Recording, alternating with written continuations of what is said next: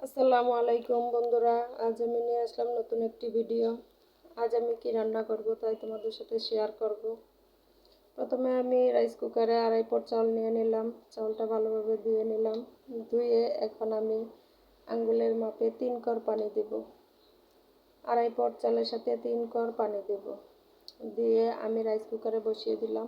সাথে আমি মিষ্টি আলু নিয়ে আসছিলাম, সেই মিষ্টি আলুটা ভালোভাবে ধুয়ে নিয়েছি। ধুয়ে আমি সাথে মিষ্টি আলুটাও সিদ্ধ দিয়ে দিলাম। সিদ্ধ দিয়ে রাইস কুকারের সুইচটা আমি দিয়ে দিলাম। এদিকে আমি চলে আসলাম সবজি ভাজি করব, তাই আমি কড়াইয়ে তেল দিয়ে দিলাম। তেলটা গরম হলে পেঁয়াজ কুচি কাঁচামরিচ চিড়ে দিয়ে দিয়েছি। দিয়ে একটু নেড়ে চেড়ে তারপর আমি সবজিটা ঢেলে দেব। সবজিটা কেটে ধুয়ে রেখেছিলাম। এখানে সবজিটা হলো ফুলকপি, আলু আর মিষ্টি কুমড়ার খোসা। মিষ্টি কুমড়ার খোসাটা আমার খুব পছন্দ, কারণ ছোট্ট মিষ্টি কুমড়া এনেছি। সেই মিষ্টি কুমড়ার খোসাটা হয়তোবা অনেক ভালো লাগবে ভাজলে। আমি আগে একদিন ভাজি করেছিলাম, কে কীভাবে খেয়েছেন আমি জানি না, আপনারা খেয়েছেন কি না অবশ্যই জানাবেন। এদিকে আমার ভাজিটা উল্টাপাল্টা করে দিয়েছি, এখন প্রায় সিদ্ধ হয়ে এসেছে ভাজিটা। ভাজিটা একটু কড়া করে ভেজে নেব। ভাজিটা যদি কড়া করে ভাজা হয় তাহলে খেতে অনেক স্বাদ হয়। অনেকেই ভাজিতে বাটা মশলা দেয়, কিন্তু আসলে বাটা মশলা দিলে ভাজিটা মজা হয় না।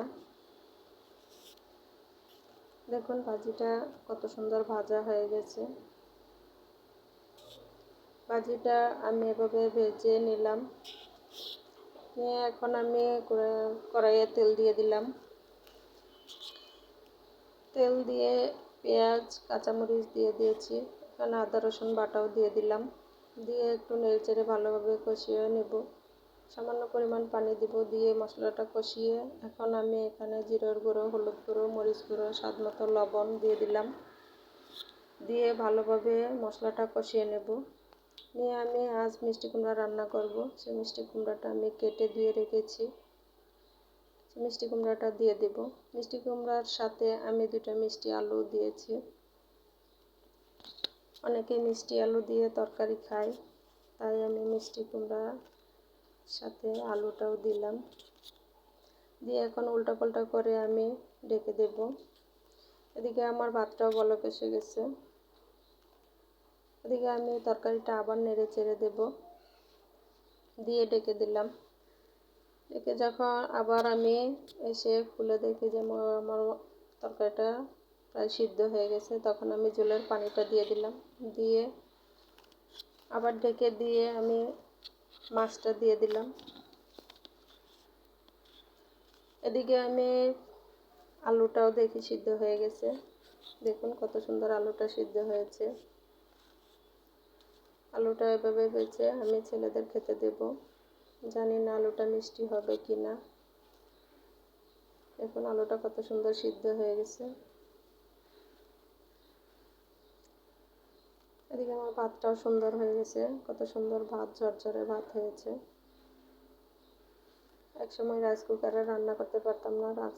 রাইস কুকারে যখন আমি প্রথম রান্না করতাম তখন আমার রাইস কুকারে ভাতগুলো কেমন আঠালো হয়ে যেত। এখন কত সুন্দর ঝরঝরে হয়। এদিকে আমার রান্নাটা শেষ। এখন চুলার পাটটা আমি মুছে পরিষ্কার করে নেব।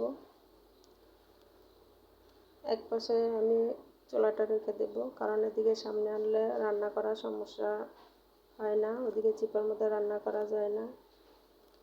দেখুন আমার ভাজিটাও হয়ে গেছে, তরকারিটাও হয়ে গেছে। আমার রান্নাটা শেষ আজকের মতো। যদি ভালো লাগে অবশ্যই আমার ভিডিওটা দেখে ভালো লাগলে লাইক কমেন্ট করবেন।